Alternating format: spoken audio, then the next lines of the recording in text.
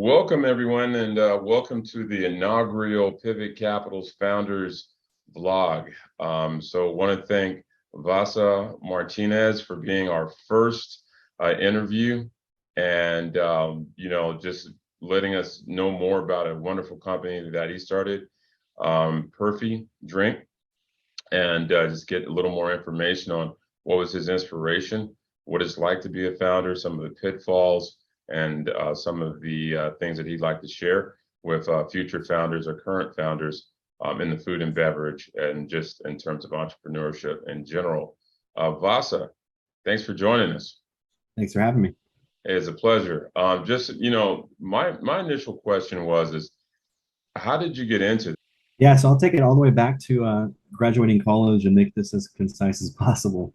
I graduated from UCLA in 2007, and that was during a time of pretty solid recession. And once I graduated, I was like, all right, here we go, Wall Street it is, and they were making tons of money. And that was actually the exact opposite of what happened. I ended up having to swallow all of my pride. And no joke, my first job was some random sales job.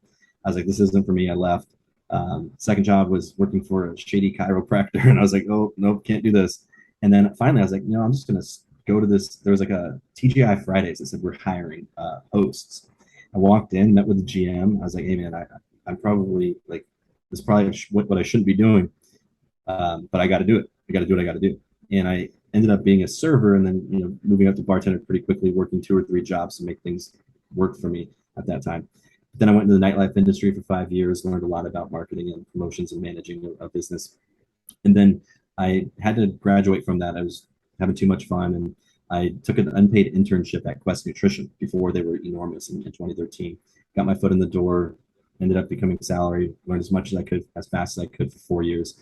Then I created an agency after I left Quest Nutrition, worked with a lot of emerging food and beverage brands, some of the fastest growing in the nation. And 4 years after that, I started thinking about Perfy, and I was like, I really want to have my own beverage. During my agency career, I went through a lot of different things. Lost my best friend to fentanyl, my old roommate of 5 years. He took his life in January 2020. Lost a dozen or so friends, probably more than that during that time frame. And I started going through some things. You said a dozen or more? Did I hear that right? In the past 5 years, about 18 friends and family members. Damn. Okay. It's been brutal. So I dug myself into work. I put everything I could. Instead of doing healthy things like working out like I used to, I was like, I just need to work. It was my place to deal with the trauma. And the agency went very well because of that. My health didn't go so well. So I needed to start understanding how I can fix that. And creating Perfy was a dual need for me. One, I love soda. It's terrible for me. I developed pre-diabetes during that time, which was pretty weird. I reversed it in 5 weeks, but I needed to create something that was a problem solver, something that reminds you of traditional soda that has 90% less sugar and tastes just as delicious. So I created Perfy. I named it after my mom. When I was just 2 years old, I used to grab my mom by the pocket and say, "Mom, you're Perfy." So that's the name of it, and it's probably longer than 2-minute answer, so I apologize. No, man, no, that's great. That's perfect. I mean, it's an extraordinary story all the way around. Just in the name of the drink, naming it for your mother, and just the catalyst into it, just in terms of some of the loss and health and wellness, and diabetes is a major issue in America. Also, just to kind of keep it close to home, it's a major issue amongst Latin Americans and Latinos, if you will, and African Americans. It's a major killer and debilitator. We love our sodas in America, right? We come up on them. It's a part of our childhood. I mean, I even remember going to 7-Eleven and mixing 7 sodas into one. It's interesting that you were able to kind of come up with something to allow you to continue what you love in terms of, having that product and drinking that product, but also, it being healthier and not so much compromising on your health and your body. Yeah, a couple of things on that. The right now 1 in 10 people are type 2 diabetic, and by 2025, 1 in 5 will be. This is in America, and 98 million people in America are pre-diabetic, and of those 98 million people, that's 1 in 3. Of those 98 million people, only 80% don't even know that they're pre-diabetic. So there's a huge issue. If you look at the the amount of sugar that's consumed over time, the amount of soda might be going down, but there's other ways to get sugar. There's box juices, there's fruit juice concentrates, and all of these different ways that people are achieving. I call it an achievement because it's very difficult to eat so much sugar, but the average American eats over 50 pounds of sugar a year. So there's a huge correlation between the amount of sugar that's going in our bodies, and not just the prediabetes or type 2 diabetes that we get today, but there's a lot of studies coming out that shows what it does to our brain later on down the line. So people are calling it type 3 diabetes. We can't even call it type 2 diabetes type or adult onset diabetes anymore because so many children are getting it. So there's a huge issue that nobody really wants to address. It's almost like the elephant in the room. And what goes even further is if you start talking about these things as a brand, like I could speak about it as a founder, it's not going on my Instagram or my TikTok, but from a brand standpoint, you can't really talk about these tough subjects as a brand because so many people are litigious and will say, oh, you're making these sorts of claims. But the reality is this: people are eating their way to early deaths. And I'm talking about it in like a metabolic sense. It doesn't have to be just diabetes or pre-diabetes, but they lead to other things. And it's just an important cause for me, even coming from Quest and learning so much about nutrition. It's very important to create something that doesn't harm somebody. We don't even have fruit juice concentrates in Perfy. We don't have any artificial anything. Basically, I looked at the nutrition panel and the ingredients in a traditional soda and then a traditional diet soda, and I said, all right, these are the things I need to fix, and that's what we implemented in Perfy. So, to your statement there, and a lot of people look at health and wellness and they say it doesn't equate to margin, right? If it's healthy, you can't make any money off of it, so to speak. I mean, or it won't taste good. And, I've sampled the product, it tastes great. And in terms of going into that, a very competitive industry, beverage, food and beverage, it's very competitive. It's logistics heavy. You have to maintain, a lot of quantity and meet demand and being several locations. What is some of the good, the bad, and the ugly in terms of launching this product that you've encountered, and at the same time doing what you love from a health and wellness standpoint, which I take my hat off to you, but at the same time knowing that you have to make a profit, you have to have margin in there. So how do you balance that to where you're still providing something good and wholesome, but still needing to make a dollar, so to speak? Yeah, so I think as a founder and as the business is concerned, I'm the only person on the internal team, but I don't even take a pay cut, or I don't take pay. So what I was able to do is invest in my weaknesses. My weaknesses straight up are operations, R&D. So I knew that there was two priorities going into this. If I'm going to do this and empty all of my savings, sell all of my crypto, sell all of my stocks, and go all in on this one mission. So you burn the boats. I burn the boats. There's no other way. I'm all in on this. So my first thing was I need to find the best R&D. So that was the first. I think the question was, what's the good, the bad, the ugly. The good was I knew what my weaknesses were, and I executed on that. So I got the best R&D. You said the product tastes good. They did their job. I gave them very, very strict guardrails. We did 4 months of formulation. Landed on 3 SKUs with the 4th coming out. And then I also hired the best ops I could find. And the ops team, although if you looked at my P&L, you would see, well, what's going on here? They have probably saved me more than I paid them. And they probably saved me those dollars and mistakes I would have made if I didn't have them. So that they pay for themselves, even though business is still growing. So those are 2 things where, from a dollar standpoint, can be scary to a first-time founder. Not everyone wants to empty everything and burn the boats. I get that. You don't have to. Some people want to raise money and spend that money. I wanted to spend mine, get a proof of concept, then take on dollars because I believed in the product and I had a true product and there's a proof of concept and a minimum viable product. So those were 2 things that were good. The bad was I rushed and I could have saved more dollars in terms of not having to spend it on mistakes. I could have had a better execution out the gate. Although I'm very proud of what I call Perfy 1.0, that's the label that you received, there were errors that I made by moving too fast, thinking that I had to launch by January or February to make it. And that was just a huge rookie mistake on my part. I'm happy to own that.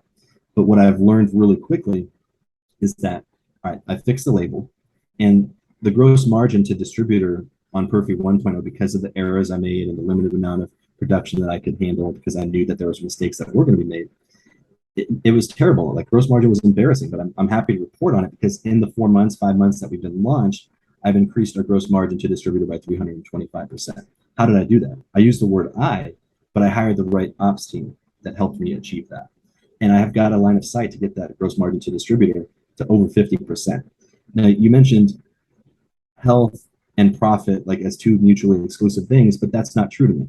There's a way to do it. And the way that I did it was understanding that it wasn't going to be pretty upfront, but down the line, there'll be a line of sight, there'll be a pathway, there'll be a light at the end of the tunnel to know that I'm not going to be upside down on certain accounts. That one channel we increased by over 325%. And that's part of the good, but it came from part of the bad. You've learned a lot, and you kind of took a grassroots approach to, building business, learning business, and entrepreneurship. One of the things that you had mentioned was marketing. And when I think about this industry, a lot of food and beverage, a lot of beverage is marketing. How do you get market share? How do you get presence? How are you tackling that? How does Perfy stand out in that rainbow or that, menagerie of beverages? Perfy is the first soda to use allulose. There's some beverages out there that use allulose, like there's coffees out there, and there's some like juice companies that use a little bit of allulose. But one way that we stand out is that the allulose was a strategic sweetener to use. And the why is it gives a different viscosity to the beverage. It gives a different mouthfeel is what we call it. And when you couple that with, and this is kind of like, this isn't trade secret, but this is why I want to use it. When you couple that with sea salt, it almost feels like you're drinking a full sugar soda. Oh. The only catch is the impact on your blood sugar is like drinking water. You could look at our homepage, you could look at reviews from type 1 diabetics and say that when they drink Perfy, it's like they're drinking water, meaning it has no impact on the blood sugar. 5 years ago, you could make a product that's better for you and it could taste like crap. And people are like, well, that's a sacrifice I'm willing to make to not have that metabolic impact. With Perfy, the hypothesis was, how do you make this taste like freaking dessert and not have the metabolic impact? Nice. You've done a lot of research. This isn't just I put something together and put it in the can. Yeah, this is not about money for me. This is not about money. It's about impact for me. Because imagine this. Imagine we sell 1 million cans. I don't think about that in terms of dollars. Yeah, for investors, I've got to share that in terms of dollars. That's the language that we speak. But for me, I think about it in how much sugar did we pull from the American diet? And if for every can of Perfy sold, it's about 35 grams of sugar that's not being consumed by a customer. Leading with impact will result in profit and it will result in sales and growth. From a sports standpoint, is athletics one of the focus groups that you guys would be looking at, or can you talk a little bit about that? Yeah, so I don't think Perfy is going to be positioned as a performance beverage. Okay. But that's not to say that it doesn't solve a problem for people who are focused on performance. And what I mean by that is, think of any blue chip athlete across the board, any sport. If you ask them, hey, what's your favorite soda? They're probably going to say, I don't drink soda anymore. If they say, I can drink Perfy without compromising X, Y, or Z performance, that's a huge problem that's solved. So what I look for and what I did with Perfy early on, like this, I think the second month we launched, after we launched, we went to the LA Fit Expo. And that to me was going to be the ultimate test. When you see people who are bodybuilders with under 5% body fat that are competing in Olympia in September or December or whenever it is, and you're like, oh my God, this is good. So although I'm not necessarily targeting the bodybuilder or I'm not necessarily targeting the professional athlete, it's something that they can drink. And coincidentally, it's the athletes that are most interested in investing in Perfy right now. In terms of the demand portion of it from a supply and logistics standpoint of COVID and some of the supply chain issues that have been happening, has that affected your ability to get to market, to get product out? And if so, have you overcome it? Or if it's not an issue, just kind of maybe speak to that a little bit, because I know companies that I deal with from a strategic advisory standpoint are having a lot of issues around supply chain. Knock on wood, no. Short answer. Most every ingredient and item that goes into Perfy is sourced from the United States. And so, like I said, the answer is no. That's why I invested heavily into my weaknesses, and ops has been all over that, from ingredient suppliers to redundancies and box suppliers to all sorts of these things. Cans, I know the cans is probably everyone always asks me, well, what about cans? I read the Wall Street Journal. We found ways to get around that. Now, I can't predict the future, but as of today, my answer is there's been no impact. It's not something I lose sleep over. So what's the future for Vasa and Perfy, man? Yeah, I mean, this first five and a half months has been absolutely crazy, but you can see that you call it exuberance. Yeah. This is just baseline for me. It's an exciting thing to do. It's exciting every time you get, even a one store chain, I'm grateful for it. Every single place that carries Perfy is meaningful. And my goal over the next 5 years is for it to be as meaningful then as it is today. Will I still be exuberant? Hell yeah, it will be. My goal for the next 5 years, I think I could get Perfy to 10 million in sales by myself. I know that's saying a lot, but at some point, I'd like to step into a founder role or chief brand officer role where the smart guy that comes from a huge beverage company kind of takes over and does what I'm doing today, but at a greater scale where I can have fun, doing marketing, which I love. I like the roadmap. One of the things I want to kind of end these series with is, in terms of you being a founder and you're out there, you're doing it. What would you pass on to other founders? I'll use your terms for this answer, and I get asked this quite a bit. If you're not willing to burn the bridges, don't do it, or burn the boats, don't do it.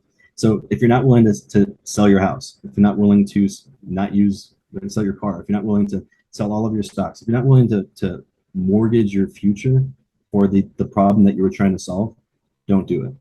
And that's probably too simple of an answer. Like Yeah, I think it's a great one.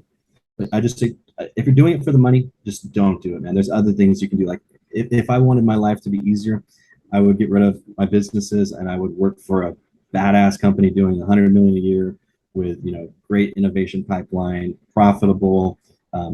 That would be easy to be an employee and not worry about the hard stuff. Just worry about one task. That's whatever my job is. I'm doing this for the impact. I sold everything because I want to make an impact. The profits will be a byproduct of making that impact. No, I think that's a great place to end. Vasa, thank you for, just joining us, taking this interview. Thank you for being very open about your journey. So I'm just going to say, I'm going to see you in success. And, Yes, once again, thank you. And this is Allen Amun with Pivot Capital, our vlog, and we'll see you next time. Thanks so much for your time.